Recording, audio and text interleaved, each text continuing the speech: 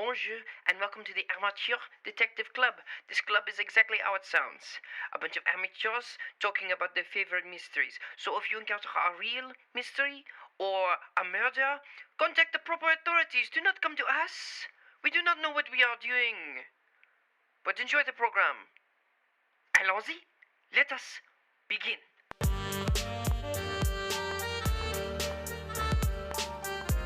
I now call this meeting of the Amateur Detective Club to order my name, you know it, Tristan Miller, the Saucy Sleuth. And I'm Meli, the spy.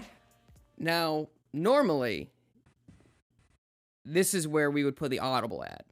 And they're reconfiguring some stuff, so we don't have a vanity URL anymore, so we'll get that to you later. Also, this is normally where Tyler would introduce himself. Tyler is on sabbatical. He's doing some other stuff. And so we are going to cover Only Murders in the Building without him, and then he'll be back when he wants to be back, and we'll be happy to have him. Yes, indeed. So this is going to be a weird energy we're bringing in without Tyler reining us in. Yeah, absolutely. Oh, okay. Yeah, okay. It's that weird energy. Music. Yeah. So, we generally do a bit of a catch-up, where I'm parting the kimono for a minute. Ugh. We already Peeking recorded, behind the curtain, I think, is okay to say. looking a little reach around. Sure. No, ew. Sorry. Ain't I a stinker? So, we already recorded like 8 minutes, and then there was an audio difficulty. So we've already caught up. We started talking about how social media works, and I wanted to dissipate into the ether. Because we're recording this in the period of time where Facebook and Instagram have disappeared off the face of the planet. Yeah, which I'm considering just deleting the apps from my phone and just going, well, that was that. I don't miss Facebook that much. Mm-hmm. The gram, though. I do. I miss the gram. That's where all my running friends live. That's fair. So I met some deer on my run yesterday. Oh, yeah. And it was an absolutely wild experience because I kept thinking that they were going to run away from me. Oh, absolutely not. No, deer are stupid. I stopped running so they wouldn't be scared. And I said hello to them in English. And they didn't respond, but they did because they only spoke Italian. That's right. They did look at me as if to say, hello. Mm-hmm. I see that you are here. And then they kept walking towards me. At first it was one deer, then two, then three deer. Mm-hmm. And they kept walking towards me. I thought they were going to let me touch them, but they ran away because there was another couple with their dog that started approaching. Smart. Yeah, I thought they were going to start eating out of my hands like I was Snow White or something. I mean, deer are weird. Sometimes they're very skittish and sometimes they're fine. I saw recently a video of a guy, who pulled over to physically lift a deer over the shoulder of the highway that he was parked on because he didn't want it to run into the middle of the freeway. Yeah. But the deer did not want to, it just could not comprehend to not go that way. They're very weird animals. They are. Out here in the country, it's, I have to, when I'm not driving, obviously, I need to keep my eyes off of the road. Because there's a lot of accidents that happen with animals, unfortunately. Yeah, free meal. So, yeah. Gross. It was gross, the thing I said. But yeah, I also want to say another reason the energy is weird in the virtual room is you're in Pennsylvania, number one. So we're doing this through Zoom. 2, we haven't recorded in over a month because I've been on tour, which was really fun. And if you didn't go and see me, shame on you, but I'm going to be around other places. So. Yes, truly. I did go see Tristan's show, and it's wonderful. I think so. I think it went rather well. It did. It absolutely did. But yes, Tyler and I were also in a play. We were in the same play. We were in the whimsical world of Sherlock Holmes. It was very cute. I went to go see it the last day. It was very cute, very fun.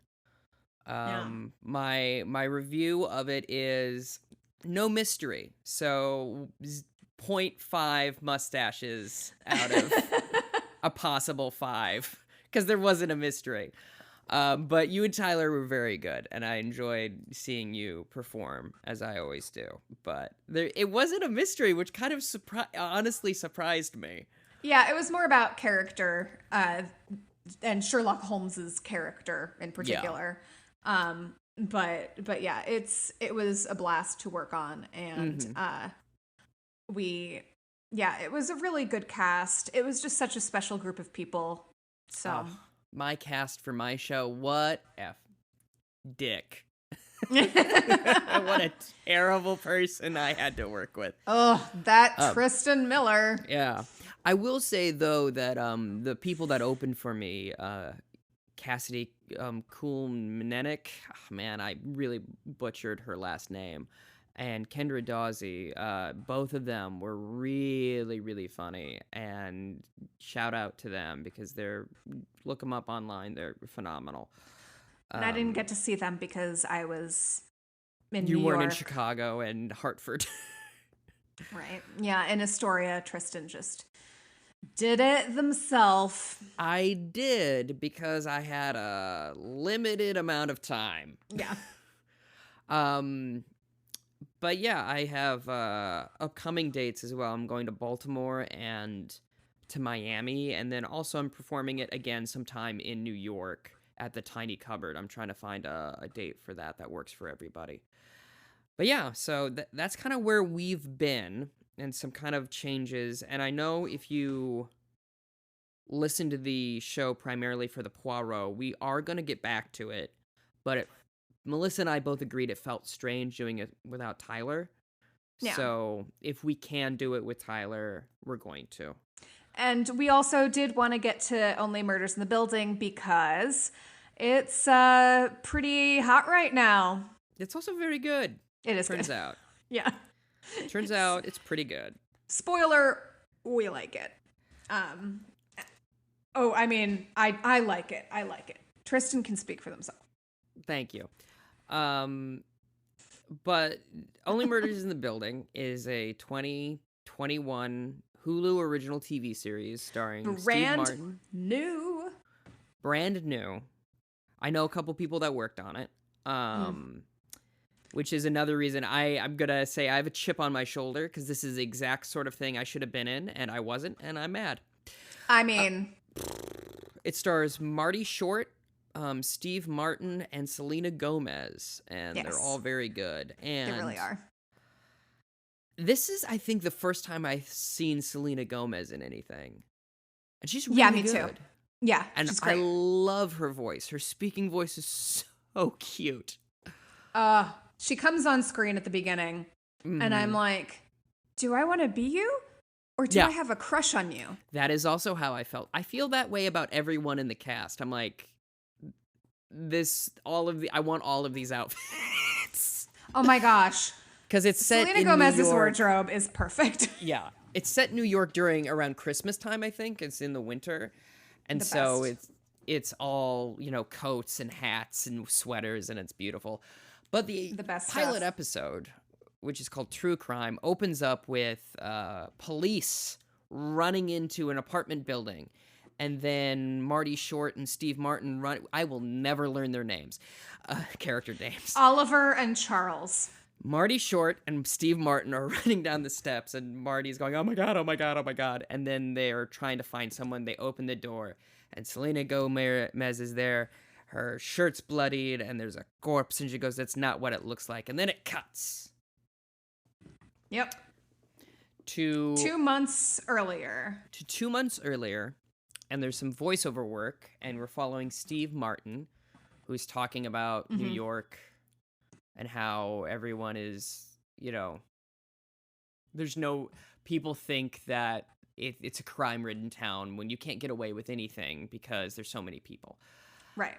And then he's stopped by a couple on the street because it turns out that Steve Martin in this universe has played a Columbo-esque character named Brazos. Yes. And they recognize him and they ask him for a picture. But this show is a comedy. Oh, yeah. The show is a comedy, and this first bit we get is so funny to me because this guy says, "Oh, my dad was a huge fan," and he's like, "Oh, that's so nice. Yeah, we used to watch you all, every day. Oh, that's so nice. He has ALS now." He's in hospice and he just won't let go, and it's just so uncomfortable and sad and hilarious all at the same time. Yeah. It's supremely well acted. Oh, it's really well done. And it's very uncomfortable. Then we cut to Selena Gomez, who is a character named Mabel, and she is walking around in her amazing yellow hat and furry coat and glasses, getting hit on by men on the street and ignoring them, and like we all do in New York City, talking about how she always kind of has plans about stabbing people with what? With a knitting needle in case they try to attack her. Yeah. She's a reoccurring fantasy. Yeah. And if she can't fall asleep, she thinks of this fantasy of someone trying to come in to assault her in some way, and her kicking him in the nuts and stabbing him in the neck and the jugular with a knitting needle, which solid plan. Yeah. I often think about what I would do if someone attacked me on the street. Oh, I do too. Yeah. Mostly having to do with keys. I am... This might be a bit dark. I got the crap kicked out of me enough as a kid where I know how to block a punch and get someone into like a half Nelson. Oh, that's smart. Yeah. Yeah. So hopefully, you got to be like water, as Bruce Lee says. And then we cut to our final character of the main three amigas, Marty Short.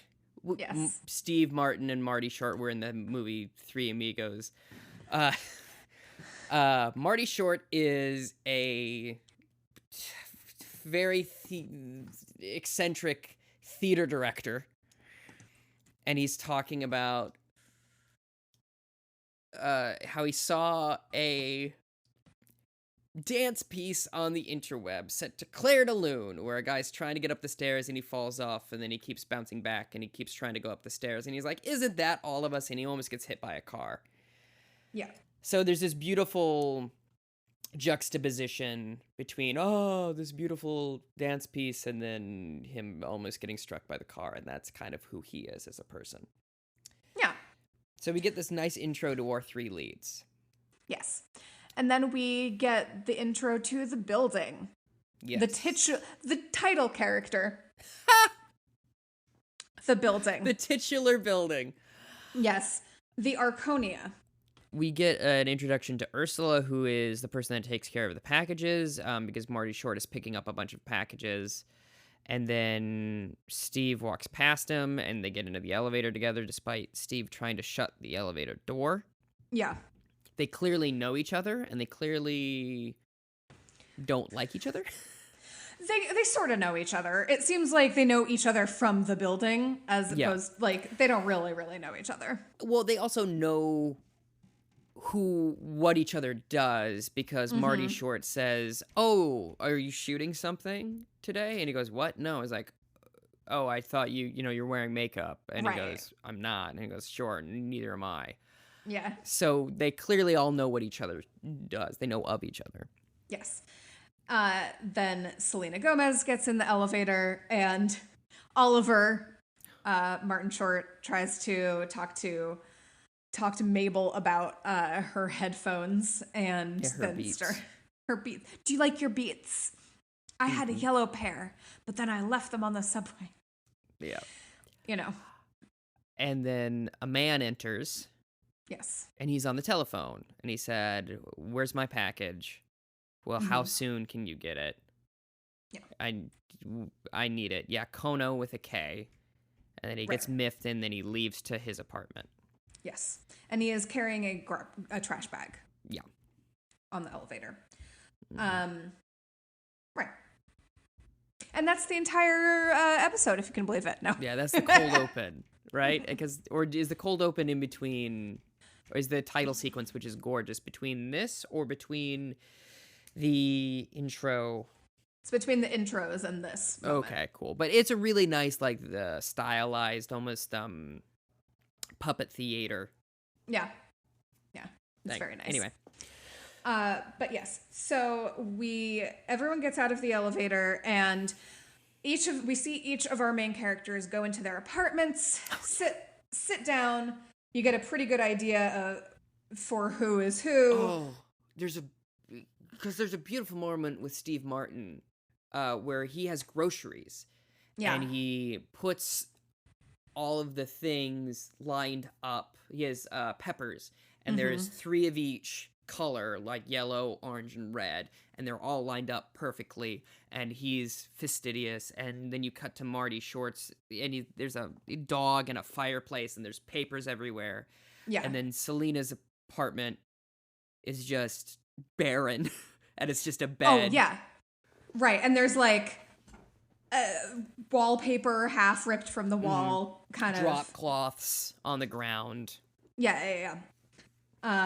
So you're getting a real picture for these people. And may I add that the dog, Oliver North's dog, is a bulldog named Winnie. Now, is his name Oliver North? Is it not North? It's Oliver. I forget. It's Oliver, because it can't be Oliver It's not North. Oliver North. What am I saying? It can't be Oliver North. Fun fact, the Ollie from skateboarding fame is named after Oliver North, because someone made it like jumping through hoops or some malarkey. I don't remember. Anyway. So, Oliver they're all running. Okay, Oliver Putnam. They're all running to listen to a podcast. Yes. All is not okay in Oklahoma. Yes. And because you see, the initials for the state of Oklahoma is okay. Yes. It's very clever. You see. Yes. So each of them is sitting down to listen to this podcast. And we get a little cut to the narrator of the podcast, played by Tina Fey. Yes. Who is talking about going into the woods, meeting someone with their dog who digs something up. Mm-hmm. And the dog comes up to her and presents it to her. And what is in the dog's mouth? There's a fire alarm in the building. Yep. And everyone has to go. Everyone has to evacuate, everyone goes downstairs. And it sounds okay, so there is a restaurant that is in the building? I believe it's across the street. Okay. But because they all go to the same restaurant. Yes. And one of my favorite things about the scene when the fire alarm goes off is, I can't remember who says it. That goes up to an officer and goes, "Is this real or not?" And the doorman goes, and I'm like, that is exactly. Because I remember being in the dorms in Brooklyn Heights, and the fire alarm would go off, and we would all just sit there going, "What are we doing?" Yeah, I don't know if other places in the country take a fire alarm seriously, but no one in New York does. I know, which is so messed up. It is. Because the likelihood if there's a fire of it spreading to other buildings is so high. Because we're all packed in. Mm-hmm. And so we should, but we're all like, whatever. If I smell smoke, I'll go. Yeah, exactly. And there was actually one instance where there was a very bad fire in a building next to me. Yeah, we not were next recording. To. Oh my gosh, no. Okay. In 2 different apartments, I have had a building. One was like 2 buildings away from me. That was really bad when I was in Astoria, in the apartment where I live now. Mm-hmm. And one was when I lived in Harlem. There was a really bad fire, like even worse, like really bad fire, a block away. So yeah, I have a little bit more of a sensitivity at this point, but yeah, that makes sense. Yeah. But they all go to the same restaurant, and Steve, what is his character's name? Charles, right? Because his dad's a Charles too. He's a junior. Charles is sitting there at the last booth, and he has a map out of the area in Oklahoma that is he's listening to a podcast about. And what I think is beautiful as well is they all listen to the podcast differently. Mm-hmm. Oliver listens to it on his laptop. Mabel, obviously being the youngest, uses headphones like a polite person. Mm-hmm. And Charles has it up to his ear, his phone up to his ear. Yeah. It's just so, like, I thought that the 2 older guys dealing with a younger person humor wasn't going to land with me, but it is done with such, like, sweetness towards old people, and Mabel likes Oliver and Charles, so it's okay. But Oliver dashes in with a pram that has his bulldog in it, and he's like, "Oh, you got the last booth. Do you mind if I join you?" And and Charles he's like, "Yes, I mind very much." And then Oliver makes the connection. Oh, we're listening to the same podcast. And they go, "What is in the dog's mouth?" Yeah. So, yeah, he finally does sit down. And then we have Mabel come in, and Mabel has what we assume is the same conversation with the host, and sees that there's, nothing. And then Oliver spots her. Mm-hmm. And waves her on over, and she's like, but,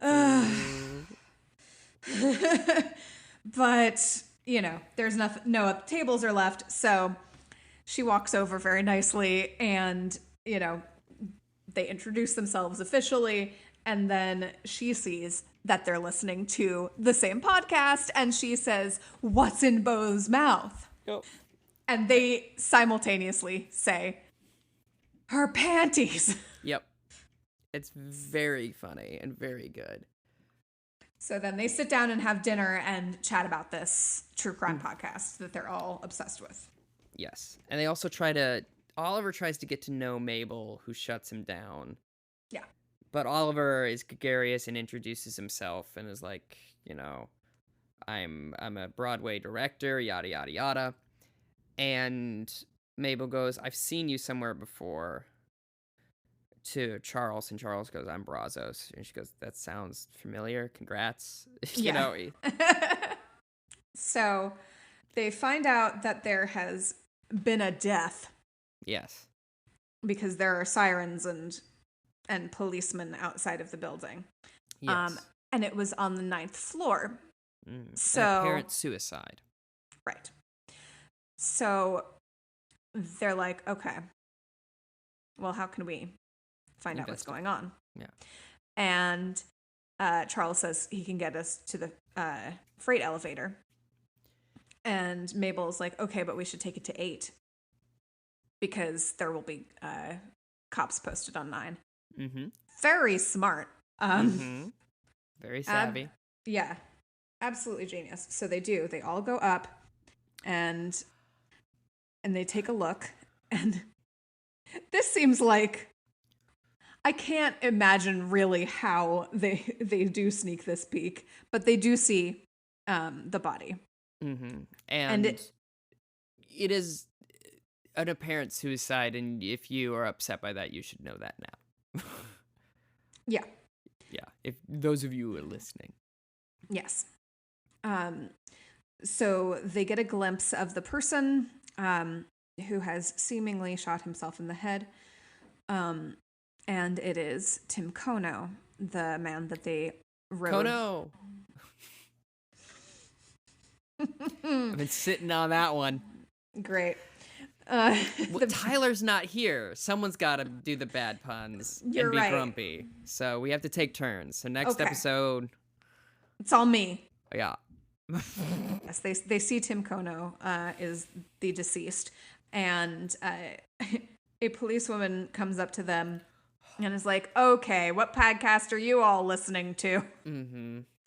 And they're like, "What? What do you read to me?" So they're a little confused about Tim being an imagined suicide, an apparent suicide, I should say, because he wanted to get his hands on a package so much that they're like, well, doesn't make sense. It doesn't make any sense. Why would he do this if he's waiting for something? Yeah. But here's something as well that took me off guard. Sure. The police woman swears at them. This has cursing in it, which I was not expecting for whatever reason. And I literally gasped when they said the F word. And I was like, oh my God. Yeah. I don't know why. That's so interesting. We're not on HBO, I suppose. I guess. I just assumed it was like an NBC style, but yeah, so there's cursing in this one. It makes me excited to see what else they'll say and do. Yeah.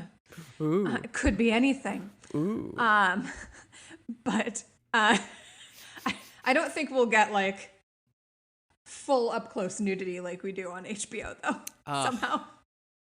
You don't want to see Marty Short's wing wang?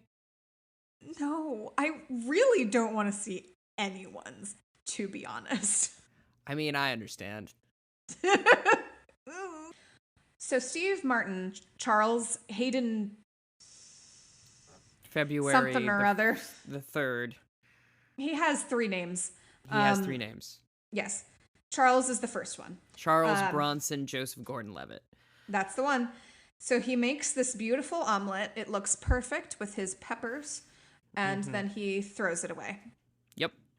And as he's throwing it away, he looks at his garbage bag very thoughtfully.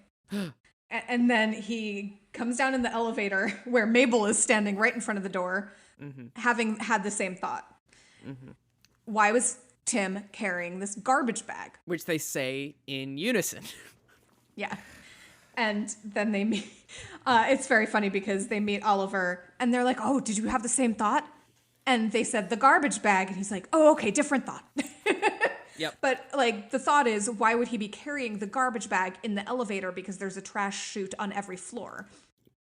Imagine having a trash chute. Ugh. I've had trash chutes. I had it when I was in the dorms as well. I was in the St. George Hotel for a year, in Brooklyn Heights.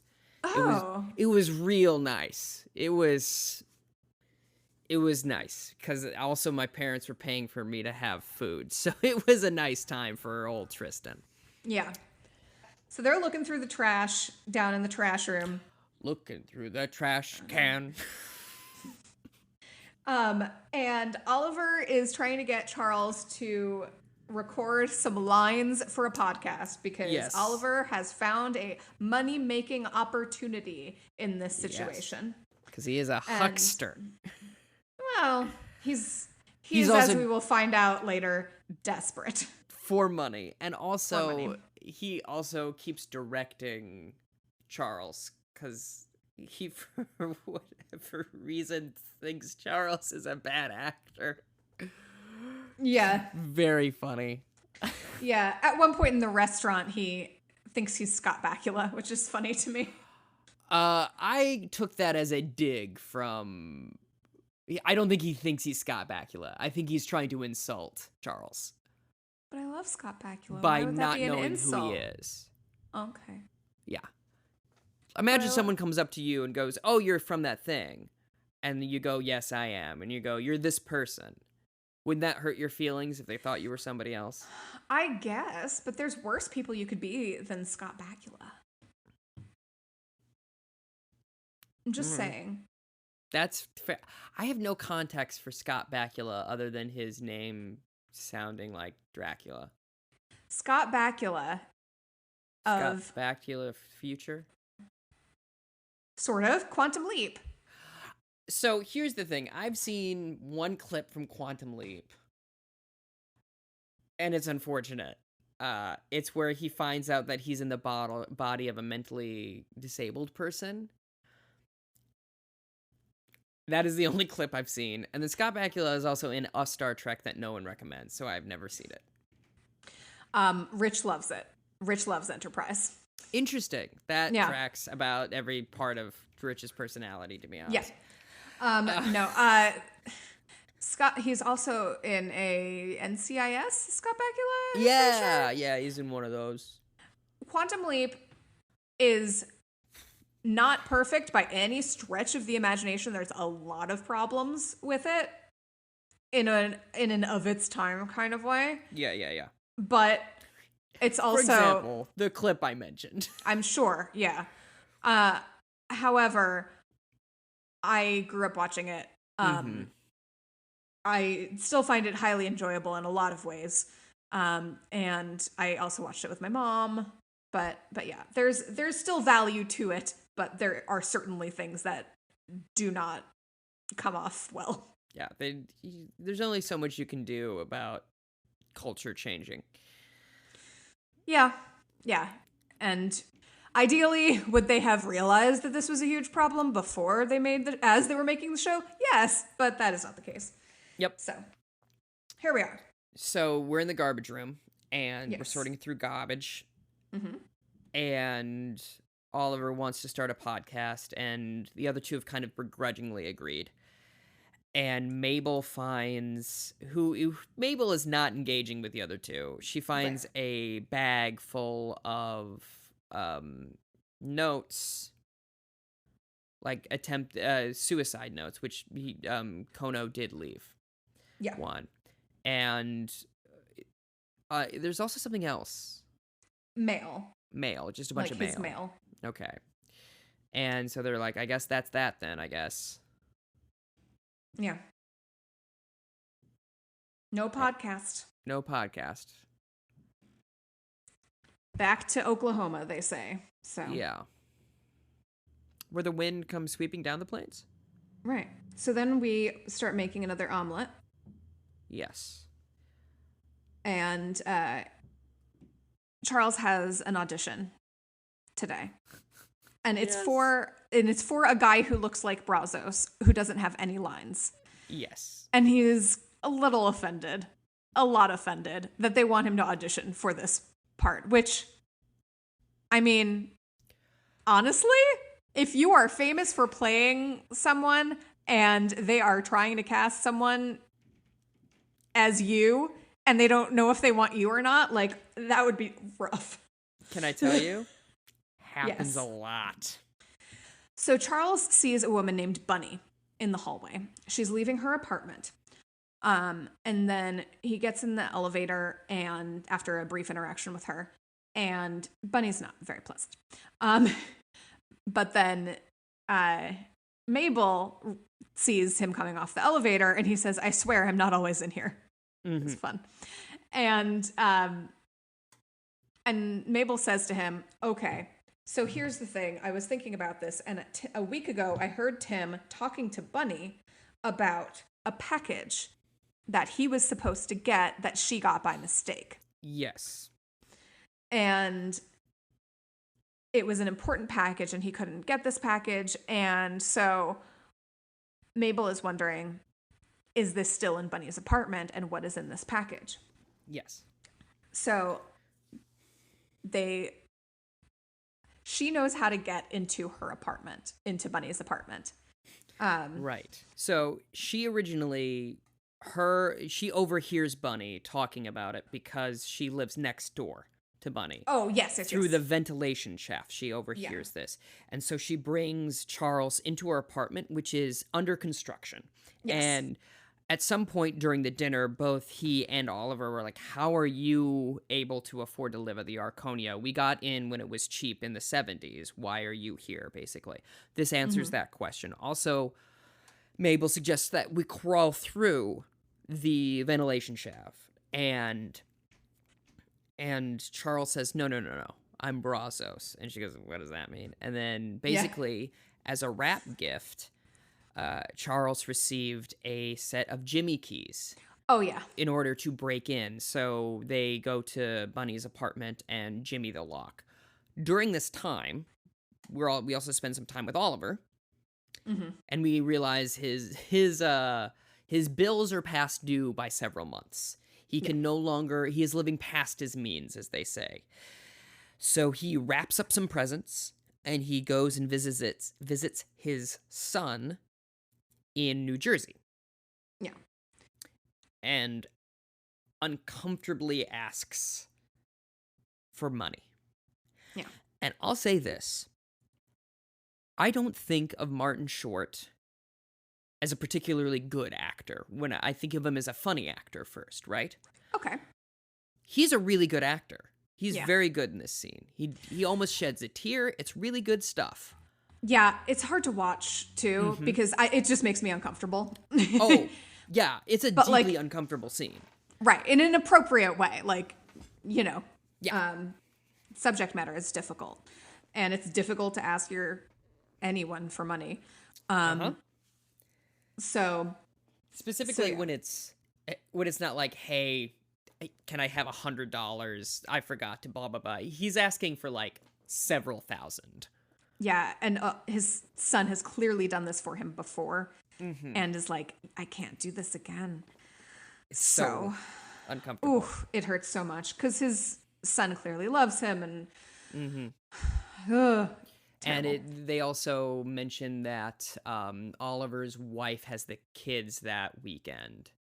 Right. So or whatever. I mean, I guess it's not has the kids, has his son's kids. They're out with Oliver's ex-wife. So that's also established. And I'll save that for the review section. But then it's intercut with them jimmying open the lock. Yes. And Charles gives this whole speech about his dad. Yes. And he talks about how much he was like his dad, but people liked his dad a lot, so it was meant to be a good thing, but his dad wasn't a great person. Yeah. He says something really, which I really enjoyed the writing in this, of like, he's like, my dad made my mom's life miserable. He made her feel small. And so people meant it as a compliment. So, but I didn't take it as that, because Mabel asks, why do you live alone? Right. And he goes, I figured I was like my dad so much, maybe alone isn't so bad. Yeah. And I'm like, it's a solid bit of writing.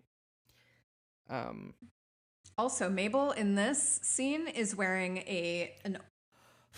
this is going to sound wrong, an orange jumpsuit, but like the best possible iteration of an orange jumpsuit. I saw this and I was like, who allowed this? It's too cute. It's so cute. It's so good. All the costuming in this, Marty Short's wearing like some overcoat with a scarf as well, and they put Steve in these beautiful pastel sweaters. Yeah. Everyone is dressed so well in this. But her in particular, and her hair is done up in she's gorgeous, this woman. Oh, yeah. Yeah, absolutely. I don't know if that's been stated ever before. I think I might be the first person to make this observation. Yeah. Person ever. Yeah. No one has thus far noticed Selena Gomez's beauty. Yeah. And after this monologue, Charles, Mabel goes, is the door, can we get the door open? And he just opens it. It's like, it's been open for a while because he wanted to talk to her, which is very sweet. And they go in and he's like, okay, where would I put the package? Where would I put the package? Where would I put the package? and he's literally touching it because he's like put his hand on the table next to it. Yeah, exactly. So they grab this package. This is so messed up that they're doing this. Anyway. Oh yeah, they're committing a federal crime. Yeah. That's the thing. They are committing a federal crime, which is weird to think about, but is the case. And that's intercut with Oliver walking out his son's house down a new deck and a new flight of stairs, and then it mimics the video he saw on the World Wide Web of him falling down and coming back up again. But yeah, there's a little bit of magical realism in this. Mm-hmm. Specifically in this episode. Yeah, there's more later too. Oh, but it's pretty light magical realism. There's not a lot of it. It's just every once in a while something happens and you're like, I know this is not actually happening because it defies the laws of, physics. I guess that's not magical realism, I guess, isn't what I would put. I would just say it's metaphor. Because it's psychological every time it happens. Him falling down and coming back up is like, it's just using the language of cinema to explore an idea. It is beautifully done. But it's just interesting that that's where you come from. Yeah. I guess I call it that because it is happening on the screen, but it's not happening it's not literally happening. Yeah, it's not what is it called? Diegetic. Yeah, it's not literally occurring. It is right. Yeah. So I suppose it's a bit different from magical realism in things like Pushing Daisies, because Pushing Daisies is like actually magical. Yeah. Whereas this is using metaphor and, again, like literally, I did a David Lynch impression because I knew it sounded pretentious, but like symbolism and the language of cinema to explain a psychological state everyone is feeling. And it's beautifully done. But as he's bouncing back up, he receives a text from Mabel and from Charles that the podcast is back on because they've discovered what? A ring. Yes, an engagement style ring. Yeah. And so Charles posits the question, who would kill themselves after trying to get this hours before? Yep. Doesn't make sense. Right. And to mimic the bouncing back to Claire de Lune with Oliver, there's also a moment where Steve does it with his pan for making an omelet. Yeah. And Mabel does it with the ring. Yes. So Mabel holds on to this ring. Yes. Mabel keeps bringing this ring back.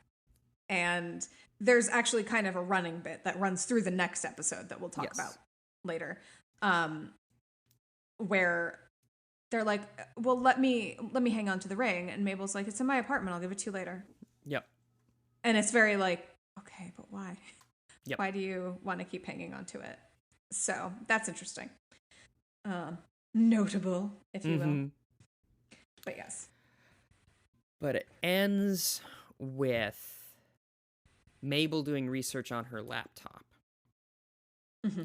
And we see a picture of her because she's revealed previously that she had a gang of friends called the Hardy Boys. Yes. Where they would play mysteries growing up.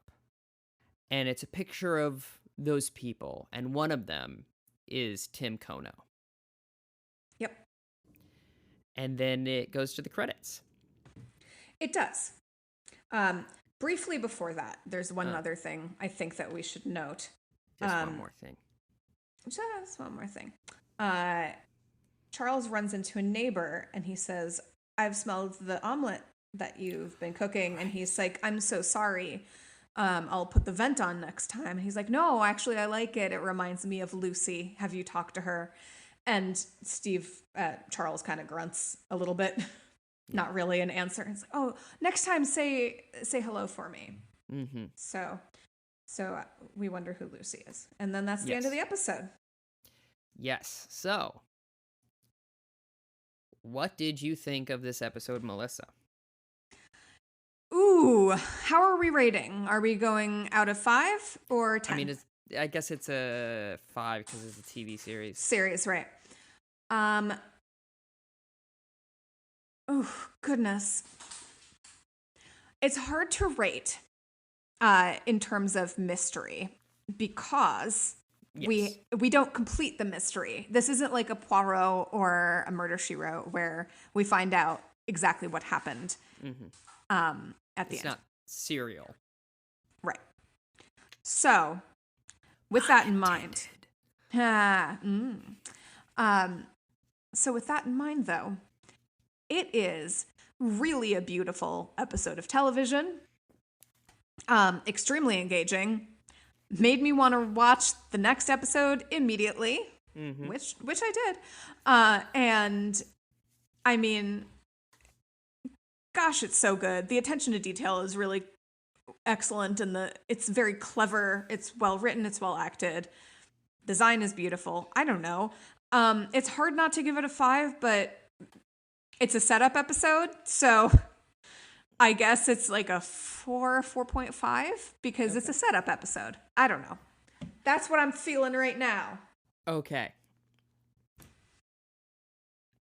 Breaking our own rules, I give it a 6 out of 5 because the only pilot that I can think that's better, or as good rather, is Mad Men. Where you spend that whole time with Don Draper. You've seen the pilot episode of Mad Men, yes? Yeah, okay. You spend all that time with Don Draper, then he goes home to his family, and you're like, what the hell? Yeah, that's true. A very similar moment. I was like, okay, this is strong, whatever. And then there's that moment with Mabel at the end, and I was like, there it is. And immediately wanted to watch the next one to go, okay, now I'm really invested. The only thing I could say I didn't need, but I understand why they did, was the introductions with the voiceover. But that does come back later to be diegetically part of them recording the podcast. Yeah. Which is, I think, justifies it now when I'm, talking about it, having seen more than one episode. I also did immediately watch like 4 more episodes in a row. Again, seeing Martin Short really do some like proper acting, quote unquote. Because like I know him from like SCTV and SNL and like Jiminy Glick, where he's just being ridiculous. Seeing him do some really subtle acting was a really refreshing thing. The show is incredibly funny and well written, and also all of the things that they notice that don't add up about Tim Kono, I also noticed.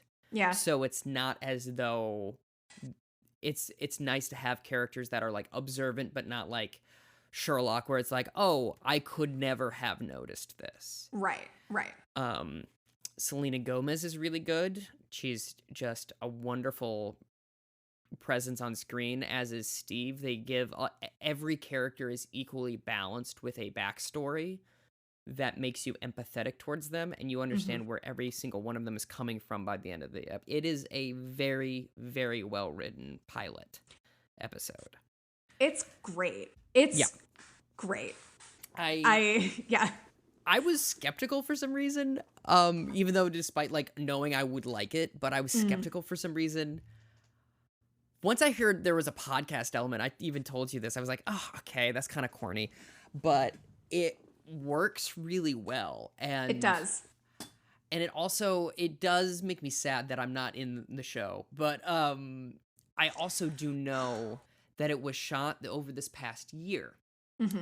And if you recall, Melissa, things were difficult to shoot this past year. Oh, why is that? Yeah.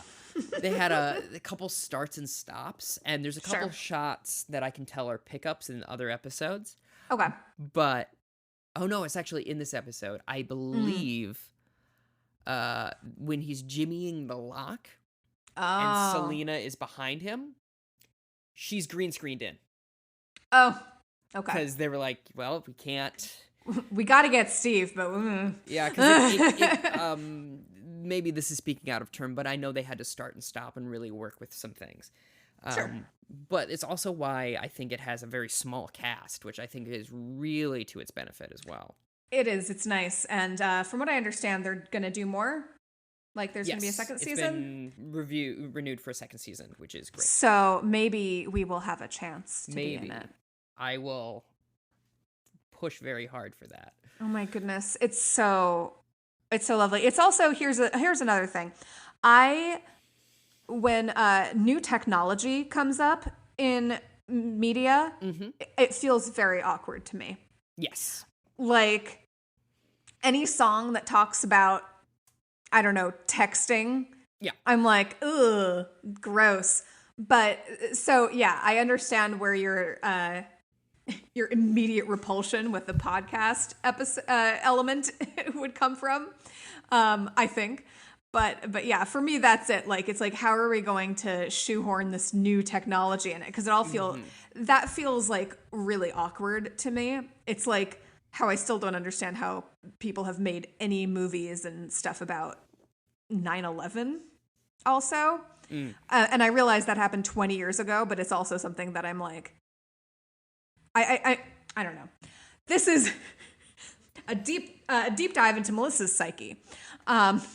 Anything that has happened within the last 20 years or so feels very strange in media to me, I guess. Yeah, I don't think you're alone in that. Okay.